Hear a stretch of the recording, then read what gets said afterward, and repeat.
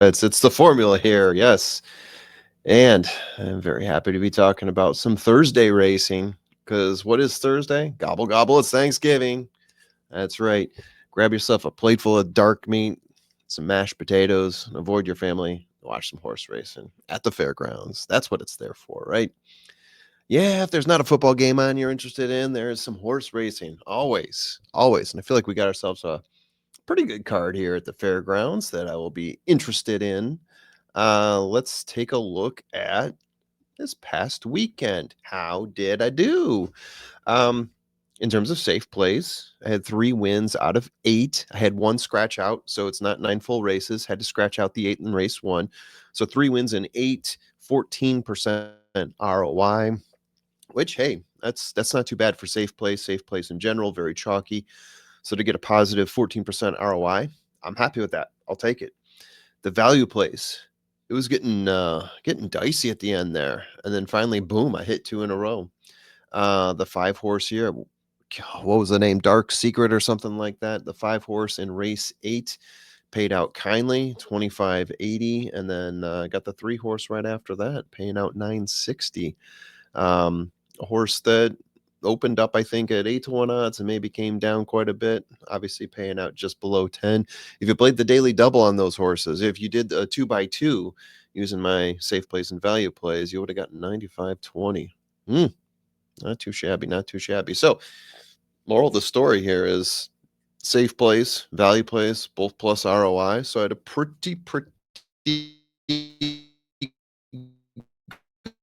good Saturday on the 22nd, but which is an allowance race on dirt, 6 furlongs, 55K purse. We got 6 entries in here. I just have some simple comments here. I think this one's going to be a boat race between the 3 and the 5. They're going to get out there. The other horses, I don't see any declarative pace in this race. I don't see any true pace setters, but these are both horses that sit pretty close to the pace. I think they're going to get out in front. I think they are the classiest horses in this race. So I don't think there's going to be any issue there. So yeah, I think it's going to be 3-5, 5-3, 3-5, something like that. Six horse race here. Wicked as Haggard, 5 to 1. I was looking at that like it's not really value, but I do think this is going to be a 1-2 situation here. And 6 horses, 5 to 1. I think you got to consider that value, right? You don't get much more than that in a 6 horse race. Moving on, allowance optional claiming on turf for 8.5 furlongs, a 56K purse. We got 9 entries here. I'm going to go with Brad Cox. Brad Cox, always a good choice, I feel. And you get a couple Brad Cox horses in at this meet. Very solid. The best last race, the best formula figures at the distance on the surface. This should be a closer coming back from, I'd say 2 to 3 tiers back. So I'm thinking he's going to start off like maybe 4 lengths behind the pace, 8.5 furlongs. I'm not worried about that, especially on turf. Should have plenty of room to work with there and close out. Now, do wanna dance. That's got my next best score here. 8 to 1 odds on the Dallas Stewart here. My next best score for the distance and most earnings for the race at the distance, 60% in the money. So at 8 to 1, I feel like you're getting some tremendous value there from the 4 horse. Do wanna dance. Could have said that with more excitement, I'm sure, but that's what you get. Going with threes, the crazy threes, race 3, my third number 3 horse in a row here, Kins of the World. Maiden special weight on dirt, 6 furlongs, 54K. We got 8 entries here. Came close the last time out, closing within 1 length. I think it was 3/4 of a length off of victory in that race, his first race. So I expect to see him build on that success here. Have to move past 2 horses to find value. So the next couple horses I had were lower odds. Now, Mickey's on thin ice took a big step up last time, setting the pace, holding on for a loss, but was only by 2 lengths, 2.5 lengths. In other contests, it looked like he didn't get the start that he wanted, or maybe the conditioning didn't hold on. This is, I believe, the 5th race for Mickey's on thin ice. So I would not be surprised to see a pretty darn good effort here from this horse. This could be one this could be the race where this one sort of pops off and you start to see everything click for the horse. Mickey's on Ice here. 10-1. That is my value play here. And we are on maiden special weight turf 1 mile 54K 16 entries. Got a whole bunch of entries across the board here that I am trying to ignore past the 12 horse, the one I will give you on top, the Babe Slayer. One of several horses classing down in this race, 3 times in the money out of 5-1. Pretty darn good value here for what I'm calling a safe play. Best average earnings and some of the best formula speed figures should sit near the pace, but definitely not on it. Definitely not sitting it. I say definitely, and now I'm going to jinx it. He's going to get way out there instead of 22, 2 furlong or something like that. Anyhow, not going to happen. Not going to happen. The Babe Slayer, going to play it smart in this one, aren't you? Aren't you? The number 2 Practical Joker out of Practical Joke. All I had to do is add an R to the end of that. Pretty creative. Close all 3 times. Should be in a good position to close here. Improving each of the last 3 races. And Practical Joke, tremendous sire. So getting 8-1 on a Michael Stidham horse.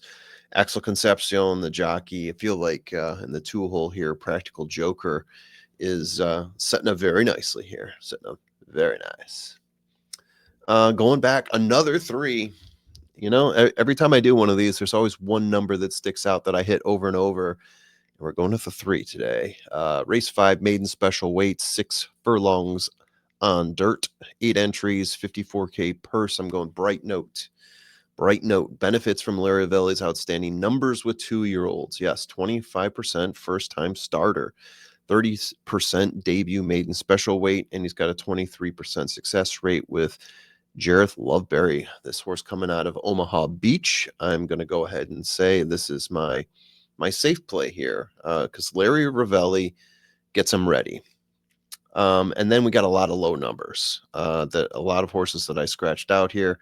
And I had to go down to Golden Keen before I found the horse that I like for value at 10-1. Got closer to the pace last time out, twice in the money in 8 races. Not spectacular, but there have been some improvements along the way. Could lead to a better performance this race for Golden Keen. And we move on to race 6, allowance race, 1 mile on turf, 55K with 16 entries. 16 entries, so we're expecting some scratches on the back end there. The top horse I'll give you, Triumphant Spirit. You get the Paco Lopez, Brendan Walsh, War of Will combination package here, 7-2 opening. But the best numbers, the best formula speed figures for horses 1 through 12. On surface, on distance, top numbers for jockey, trainer, sires. I mentioned 3 race improvement. So I'm really liking Triumphant Spirit here. Now the 13 and the 14 were my next 2 horses. Do want to point that out in case they draw in. Not expecting them to, but these 2 horses could end up drawing in. I think even one of them was long odds, one of them was shorter odds. But assuming they are out, if I'm going to look for value here, 6-1. I know it's a deep field, but after going down past those, I really like Ben Curtis, Joe Sharp, and Ghost Sapper in this Ontario horse here. A solid pairing, second best last race, dropping in class, solid closing numbers for the turf. Man, I hope after scratches you still get 6-1 on this horse. I'm kind of banking on that, which probably isn't the smartest move. I have a feeling this horse might draw some attention from bettors, but if not, Ontario should be giving you some pretty tremendous value there. A lot of moving parts in race 6. All right, so race 7, maiden special weight, 6 furlongs on dirt, 54K person. We got 8 entries. I'm going to go with Tedder on a class drop from 121K maiden special weight. So dropping way down, just off the pace there, faded back towards the end. So I like that he was sitting up near the pace. The fact that he fell back a little could be conditioning. It was his first time out, so we're expecting better this time, but it could also be because he's running against bigger, better horses. 54K dropping down to now class-wise. Not too far off to say that a horse at 6-1 here, this could be the one that's looking ahead. Albert Stahl, Jimmy Graham, Omaha Beach, all that looks good to me. Then the 4 horse Walker's Creek came close last time out, stepping up in class, going in the other direction from Tedder, coming off a 160-day layoff, so the horse is fresh. It's one way to look at it, at least. It's another reason to look at why you're getting 8-1 on Walker's Creek, but, I do like the fact that he came in so close last time, hoping he picks up where he left off. The layoff could be why he's getting 8-1 here. Okay, now an allowance optional claimer on turf, 8.5 furlongs. Look for some closers here. 56K, 13 entries. My top horse here, Sean, this one's for you, buddy.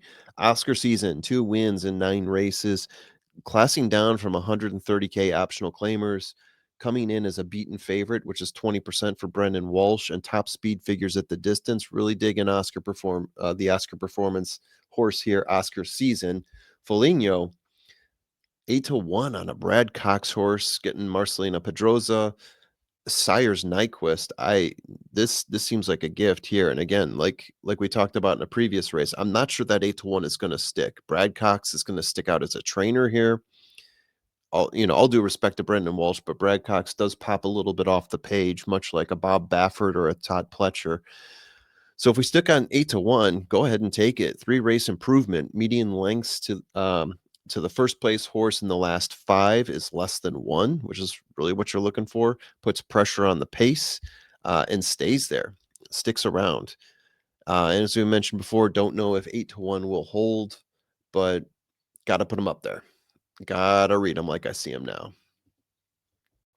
All right, we're at the Thanksgiving Classic Stakes on dirt, 6 furlongs, 175K. We've got 9 entries in this race, and I'm going to go almost all the way over to Mondo Gets Buckets, providing great value at 6-1. I've had some value plays at 6-1. I've had some safe plays. All depends on the race, how I want to interpret that. But yeah, I'm going to give you Mondo here. There is a lot of early speed in this 6 furlong race.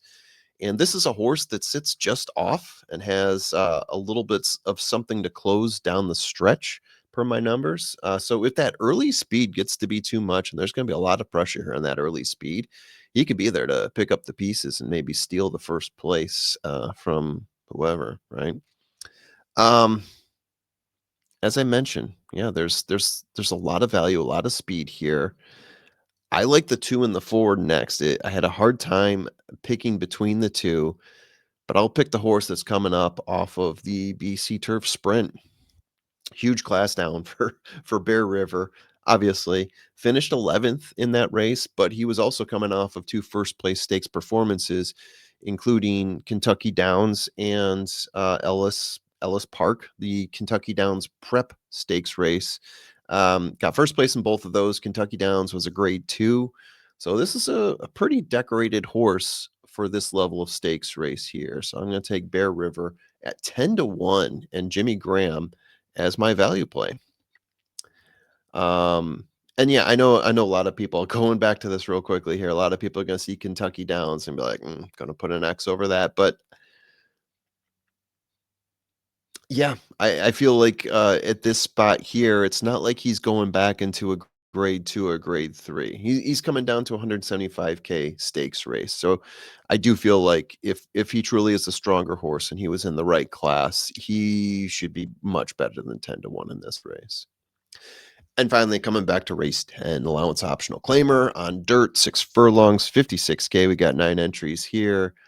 For the Win Slam or FTW Slam, 3 wins in 10 races, should sit pretty close to the pace with a nice closing value there.